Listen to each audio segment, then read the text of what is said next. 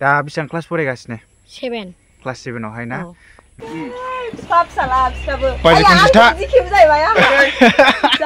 गावसिनि बिखुंनि मैलाखौ बिसोर नुवा मालायनिखौसो नुयो खिन्थु गावसिनि बिखुंनि मैलाया माबायदि बेखौ बिसोर सिनाया सोरनिबा हौवाफ्रा गियो अग्रनमोन बायदिया आंखौ खनजिताखौ लानानै खारजानो गियो आङो मालाय हारिनि इंलिसखौ लोङा आं बर' बिमाफोर मावनायखौसो लोङो थाल्ला गालानि फिसाला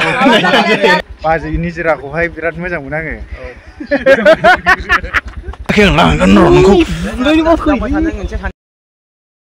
हेलौ लोगोफोर नोंथांमोननो मोनसे गोदान भिडिअ लानानै फैलायबाय दिनैनि ब्लगा बिराद इन्टारेस्ट जागोन आरोना आङो दिनै दंफैयो मैनागुरि गामियावहाय लोगोफोर बिनिफ्राय आं सोरनाव दंफैयो दे लोगोफोर नोंथांमोनहा हमनो हायाखै जानो हागौ आं नै देखायनोसै बिश्वजित मोनाव दंफैयो आङो जायखौ जोङो गेन्द्रा होननानैबो मिथियो आरोना गेन्द्रा होननायखौ गाज्रि मोननो नाङा दे औ माने आङो बिसिनि बिफाखौ माने आदा होनो नालाय दा बेहा आंखौ बिबथैसो जाहैनोसै दा जोङो बिसिनावहाय फैदों आरो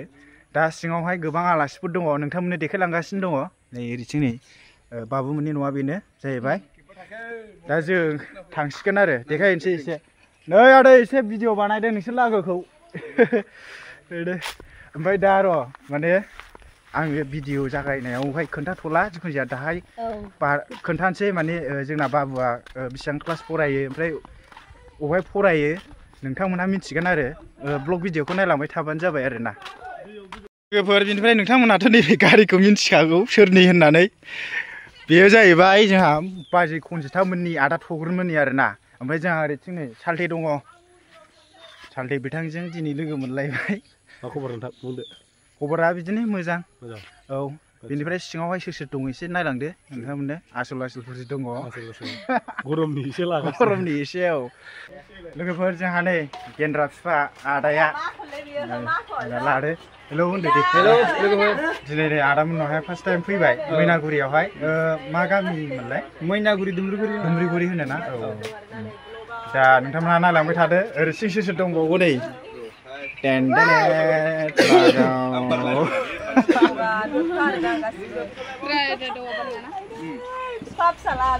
बाजै खनजिता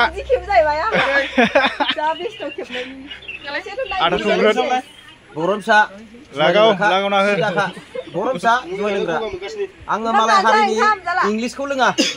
आं बर' बिमाफोर मावनायखौसो लोङो थाल्ला गालानि फिसाला लोगोफोर मा होनो ओमफ्राय नै बिदा दैदेन दङ मोजां दा खबरा मोजां दिनै सेकेन्ड टाइम लोगो मोनलायबाय मैनागुरि गामियावहाय दुद्रुलायनाय नाय बावजा जेबो बुंनांगौ जेबो गोनांथि गैया फुरा शेयार खालामना हो लोगोफोर नै बोरैबा एक्टरानोखा आदाया खिन्थु खाथियाव नुयोब्ला हेन्डसाम होननानैसो फसायजोबगोन आदाखौहाय मागोना सोरनिबा हौवाफ्रा गियो अग्रनमोन बायदिया आंखौ खनजिताखौ लानानै खारजानो गियो अग्रनमोन बायदिया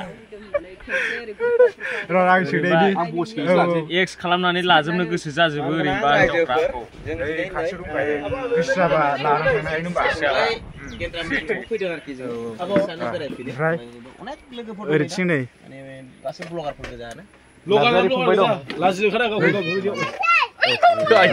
लाइफस्टाइल नार्जारि ओमफ्राय र' नै गेन्द्रा बिमाखौ देखायनो मोनां बाजैखौ देखायबाय नै बाजै खोनाबाय जों ओंखाम जाखाला जों जानासो फैखादों ओहो जाला नङा जाला मासे ब्लगार जाजोबखोलै आयौ ब्लगार गोजा जाजोबबाय सयथि ओंखाम जादों ना मादों मा जागोन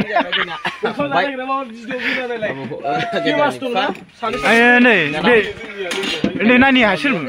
आदा जोंनि गेन्द्रा बिनानाव ना आदसा नानि नोंना मा नाम नानि हा खोनायासै सुजु बसुमतारी आदसा दे मोजां ओमफ्राय ओंखाम मोनजायाखै आयै दाबो मोनजाया आदसा बाजै खनजिता जोंहा नै बिथाङा बाजै खनजिता जोंना जुमाय गिसि लोंनानै एसे फेनाय बायदि मोनबाय आं मानसिखौहाय ओंखाम खुरना होनो नागिरबाय आब दासो कम्पिउटार नामा संगोदान नानिखा गोनांबाबो नों आंनि लागायबायलै ओमफ्राय आङो मोनसे खोथा सोंनो नागिरदों आदा थग्रनावहाय जेनेबा आदसा लोगोफोर माने सोरबा सोरबा माने आदा थग्रनमोननि हेटार्स दं नालाय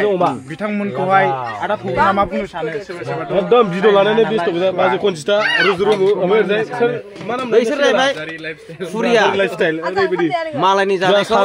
नायनो हाया बिसोरो ओमफ्राय गावसिनि बिखुंनि मैलाखौ बिसोर नुवा मालायनिखौसो नुयो खिन्थु गावसिनि बिखुंनि मैलाया माबायदि बेखौ बिसोर सिनाया बेफोरबायदि मानसियासो बेबायदि माबा आरोखि जोंजोंहाय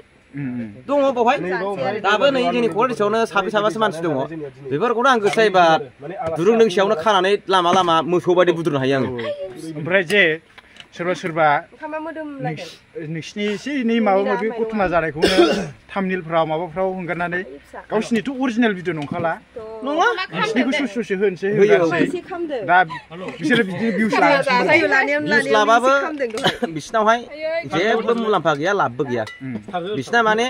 अरिजिनेल बिसिनि फेसबुक पेज सिङाव हाबनानै नायोब्ला बिसोरो माने खुनु ब्लगारबो नङा खुनु माबाबो नंखाया बिसोर माने हारिखौ फानग्रासो बिसोरो ओरैनो ब्लग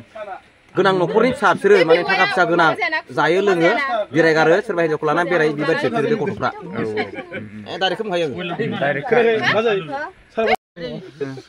बाजै मा ओंख्रि होखो लागाव ओंख्रियानो गैया खुमब्राजों अमाजों बयलारजों आलुजों एम्फौ एवनाय एम्फौ मैथा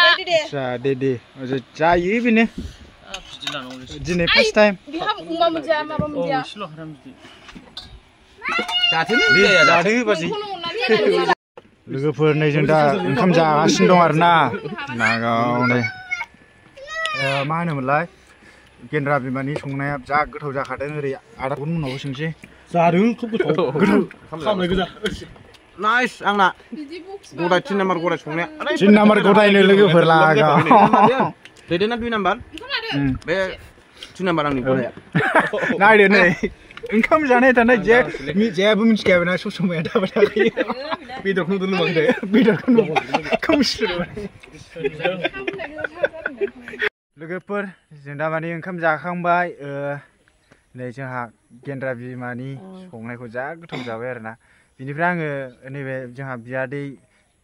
नाम मोजांखौथ' मिथिखाबाय बिश्वजित होननानै टाइटेला मा बसुमतारी बिश्वजित बसुमतारी जानला मोनला गेन्द्रा होनो नाङा दै लामाफ्राव लोगो मोनबा बिश्वजित होनबानो जाबाय दे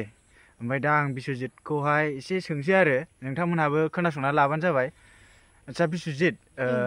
दा बेसेबां क्लास फरायगासिनो 7 क्लास 7आवहाय ना ओमफ्राय अबे स्कुलाव फरायो UN एकाडेमि रामफलबिल UN एकाडेमियावहाय आदसा मोजाङै फरायबानो जाबाय ओमफ्राय नोंहा माबाफोर थांखि दं नामा दंनायाथ' दं आं बुंथ'ला टिचार ओमफ्राय माबाफोर जेनेबा डक्टरफोर जानाय माबाफोर जेनेबा बे एम लाइफआव गोलैबाय जिउनि थांखि होननाय जाहैबाय जिखुनु जाया माने टारगेट थानांगौ आरो जिखुनु जाया टिचारखौनो लादो नोङो टिचारबाथ' मोजां मास्टार मावनायाबोथ' मोजां माने उन्दैफोरखौहाय गियान होनाय जायो सबसे बयनिफ्रायबो साबसिन खामानियानो जाहैबाय टिचारानो जाहैबाय साख्रिफोरनि गेजेरावहाय मानो होनब्ला गुबुन उन्दैफोरखौहाय माने गियान होनाय जायो नालाय फोरोंनाय जायो दा बियो सासे गुरु बायदि जाहैबाय गुरुखौनो होननांगौ जाहैबाय दा बे टिचारफोर फोरोंनानैसो मानसिफोरा गिदिर गोलाव जाहैयोना दा टिचारखौनो जानाया साबसिन आरो आंनि मथे मोजां मोनगोन ना मोना नों मोनोना दा स्कुलावहाय नोंसिना टिचारफ्रा साबसे टिचार्सफ्रा गासै एसे बुरजायानो दं एसे बुरजा दा खोनाबाय दा लोगोफोर दिनै फार्स्ट टाइम लोगो मोननानैहाय बिराद मोजां मोनबाय दिनै माने मैनागुरि गामियावहाय दिनैसो फार्स्ट टाइम फैजेनदों आरोखि ना बिसिनिखौहाय दुमब्रिगुरि होनो ना लकेसनफ्रा ओरैबायदि मोजां माने जेबो मा होनोमोनलाय बिदिखौहाय गारि मटरनि आवाज खोनाया नोङो बिराद मोजां आरोना जोंनि ओरैथिं दतमा ओरै क'क्राझार आयै बुंब्रुं बांब्रां जाम्फार खारनायखौनो बायो आं ओरैथिं जाम्फार खारो बिदिनो एखमबा खारलाबोयो ओरै माबा लांबा बैजों अन्थाइ गारला होयो आदसा होमबाबो बारा खाराना दा लामाफ्रा बिराद मोजां खानाय नै नायबानो जाबाय फुरा हाइ फाइ गेन्द्रा बिनानावा आया बावबाय थायोलै गेन्द्रा होनब्लावबाय थायो सरि दे एबार मालाबा लामायाव लोगो मोनबालाय ओमफ्राय दतमायाव थांफेरगोन ना थांफेराखै नों थांफेरबाय ना ओरै आयं दांखो लोदोमोननाव थांबाय हाबैफेराखै थेवबो नुबाय आदसा हाबैफेराखैनो जोंहा र' दतमायाव मालाबा बेरायनो लांगोन बेखौ आलासि जानो लांगोन आरो थांगोन ना थाङा नोङो थांगोन ना माने दिनै फार्स्ट टाइम जाफैनाय जाबाय अबसे फाला बुदल लांनांगोन ना औ मालाबा समावहाय र' बे नैबे माइ गायनाय सिजोना जोबग्रोथों आरामसे माइ गायनाय सिजोन जोबबाथाय लांसै ओमफ्राय दा नै जोंहा नानि मा होनोमोनलाय सुजु बसुमतारी नै माबानि बिश्वजितनि बिनानाव दा मा क्लास फरायगासिनो फरायाखै आदसा मोजाङै सिख्ला गिदिर देरनांगौ दे माने मानसि गिदिर जानांगौ जोंहा एसे फोरोंना हो लेखाफोरखौ दे बिदा हिसाबै आरामनो दा नोंबो एक्ट्रेस जानोसै एक्ट्रेसबो जानांगौ बेखौबो एक्टराव समायगोन ना समाया एक्टर जानो गोसो गैया नों दंना गैया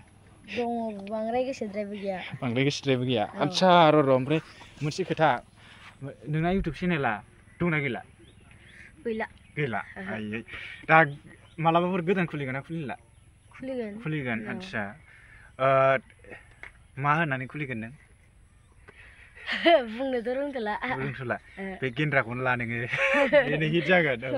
सिगाङावहाय माने ब्लग भिडिअ दं हंगारबाय थायोमोन बेयो चेनेल दङमोन मामोनलाय गेन्द्रा ब्लग्स दा बे इमेल गैला चेनेलानो गैला नामा दङ नोंसिनि बाबानावसो थागोन आरो जिखुनु जाया नोंथांमोना सार्च खालामना नायबानो जाबाय आरो ओमफ्राय दासिमावहाय मोनबेसे कमेडि गाफेरखो नोङो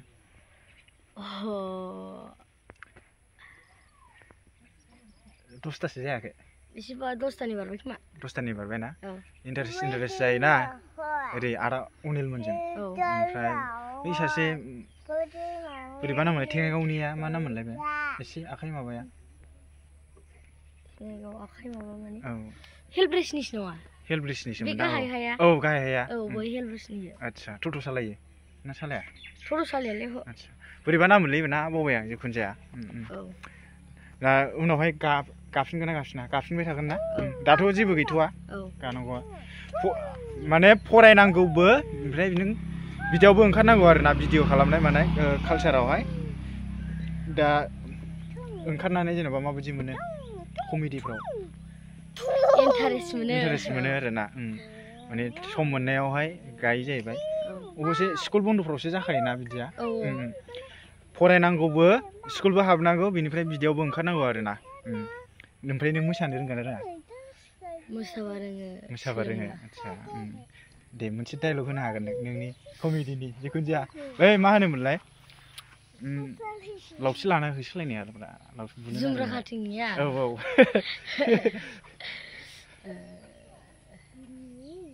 बावजोब्बाय गोबाव जाबायना गोबाव जाबाय आरो आं नायफिनाबो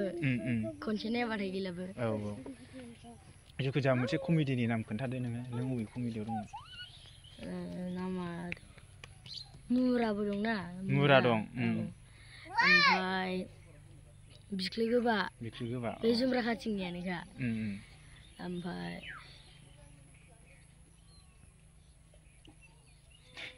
दङलै बावबाय ना दे जेबो नंला जिखुनु जाया दासिमबो माने नैबे जोंहा बियादैखौहाय बिश्वजित बियादैखौहाय सोरबा सिनायाखैब्ला नोंथांमोनहा कमेडि भिडिअ नायनो हागोन आरोखि ना आरो मा होनोमोनलाय इउटुबावहाय नोंनि नाम गेन्द्रा ब्लग्स होना होबानो फैगोन आरो नोंथांमोना नायबानो जाबाय सार्च खालामनानै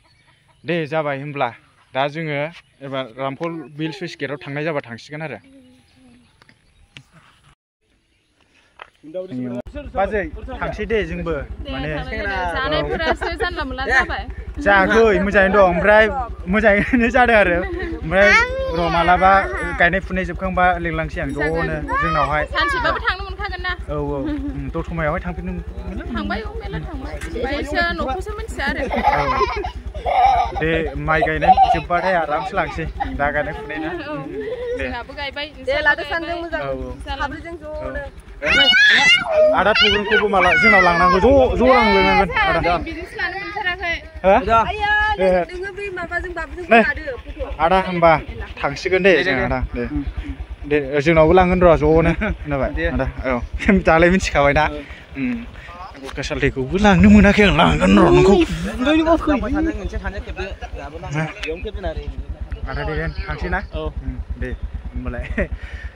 मोजाङैनो दा मर्निं बाजै निजिराखौहाय बिराद मोजां मोनो आङो